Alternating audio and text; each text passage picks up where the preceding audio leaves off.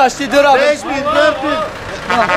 Aracımızın boş ağırlığı 5480 atıyor. Bazı araçlar 4,5 ton atıyor. Bu boş araç 5480.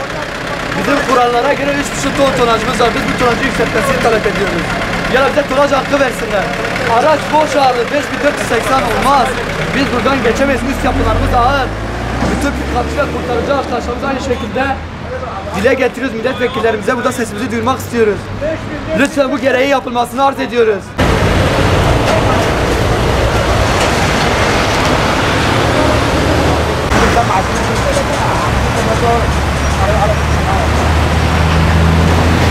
Devletin cebidir, benim cebimdir. Doğru mu?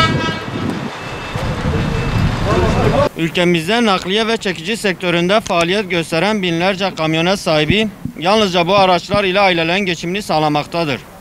Sektörde çalışan esnaf bugüne kadar SRC, psikoteknik, K belgesi gibi devletimizin talep ettiği tüm yükümlülükleri kayıtsız şartsız yerine getirmiştir. Ancak Ulaştırma ve Altyapı Bakanlığı tarafından getirilen araçların toplam ağırlığının 3500 kilogramı geçmemesi kuralı özellikle kamyonet sahiplerini mağdur etmektedir. Zira birçok kamyonetin boş ağırlığı dahi 3000-3500 kilometre civarında olup bu durumda fiilen yük taşıma imkanı ortadan kalkmaktadır.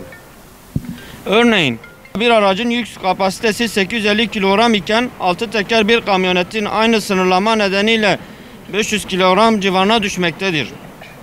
Hususi taksilerin dahi ortalama 500 kilogram yolcu bagaj yükü taşıyabildiği düşünüldüğünde ticari kamyonetlerin bundan daha düşük bir kapasiteye zorlanması akla ve mantığa aykırıdır. Kamyon ve tırlara boş ağırlıklarına yakın yük taşıma imkanı verilirken kamyonetler için getirilen bu düzenleme adaletsizlik yaratmaktadır.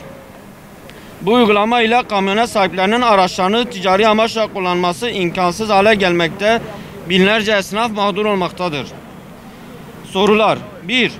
Kamyonetlerin boş ağırlıkları dikkate alındığında fiilen yük taşıma imkanı ortadan kaldıran 3500 kilogram sınırlaması neden getirilmiştir? 2. Bu düzenleme ile kamyonet sahiplerinin ticari faaliyetlerini sürdürememesi sonucu doğacak mağduriyetler hakkında bakanlığın öngörüsü nedir? 3.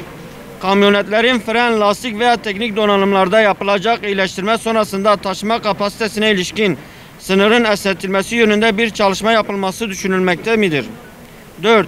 Kamyon, tır, taksi gibi diğer taşıtların kendi boş ağırlıklarına yakın yük taşımasına izin verilirken kamyonetlere getirilen bu sınırlamanın sebebi nedir? 5. Kamyonetlerin mevcut yasa kapsamında ticari olarak kullanılmaz hale gelmesi nedeniyle mağdur olan esnafa yönelik herhangi bir destek veya düzenleme planlanmakta mıdır?